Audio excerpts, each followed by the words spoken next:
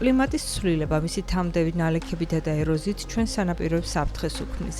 ატლანტის ოკეანის სანაპირო ზოლს მეწყრული და სხვა საშიში გეოლოგიური საფრთხეები ემუქრება, როგორც აქ კანარის კუნძულებზე. ამ საფრთხეების მონიტორინგისა და პრევენციისთვის საჭიროა თანამშრომლობა სამოქალაქო საზოგადოებასა და ხელისუფლებას შორის. სწორედ ამ კუთხით პარტნიორობის გაძლიერება არის პროექტ ახეოს პრიორიტეტი, რომელმაც 5 ქვეყნის ექსპერტებს მოყვა.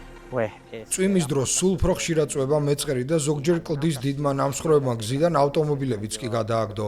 პროექტი ახეო საშუალებას გვაძლევს მივიღოთ ინფორმაცია, თუ როგორ უნდა მოვიქცეთ მსგავს ვითარებაში და რა ზომები უნდა გავატაროთ. კუნძულ გრან კანარიაზე ყველაზე პოპულარული ტურისტული მარშრუტია ჯისი, რომელზეც ყველაზე ხშირად ჩამოდის მეწყერიც.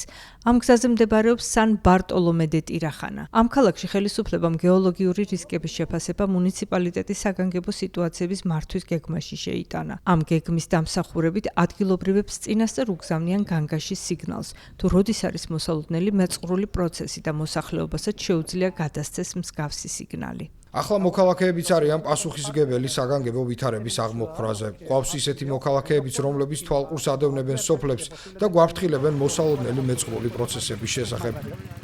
ამ თანამშრომლობის სქემა ასეთია. მოსახლეობას განგაშის სიგნალის გაგზავნა შეუძლია როგორც სატელეფონო ზარით, ისე გეოლოკაციური და დათარიღებული ფოტოთი, რისთვისაც აპლიკაციას იყენებენ. პროექტ ახეოს ფარგლებში გაუმჯობესთა მონაცემთა გაცვლა მოქალაქეებს, საგანგებო ვითარების მართვის სამსახურსა და მეცნიერებს შორის, რის საფუძველზეც შესაძლებელი გახდა რისკის რუკების განახლება.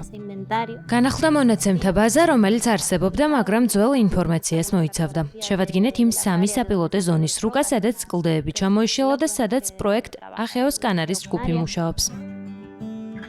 გეოლოგიური რისკების შესახებ სკოლებშიც აწვდიან ინფორმაციას. ფარო დე მასპალომასის საშუალო სკოლაში მოწაფეებს ასწავლიან, რომ მათი კუნძული სხვადასხვა რისკის ზონაშია, რომელთა შორის არის სეისმური რისკიც. 15 წლის აითამიზე ამ სემინარმა დიდი შთაბეჭდილება მოახდინა. პირველ რიგში თუ კი რამე საფრთხეს შევნიშნავ, გავერიდები და მერე დავურეკავ სახანძრო რაზმს. თუ კი ვინმე საფრთხეში ჩავარდება, ავკრებ 112-ს. გამიკვირდა, როცა გავიგე თუ რა მეთოდებით მუშაობენ, განსაკუთრებით როგორ ახერხებენ ხალხის გადარჩენას. პროექტ ახეოს მთლიანი ბიუჯეტი 3.200.000 ევროა. ამ თანხის 75% ევროკავშირის რეგიონული განვითარების პოლიტიკის ფარგლებში დააფინანსეს. პროექტში მონაწილეობა მიიღო პორტუგალიამ, ესპანეთმა, საფრანგეთმა, დიდმა ბრიტანეთმა და ირლანდიამ. ამ პროექტმა მიიღო რეგიოსტარსის ჯილდოც, ევროპული პრიზი, რომელსაც ევროკავშირის მიერ დაფინანსებულ წარმატებულ პროექტებს გადასცემენ.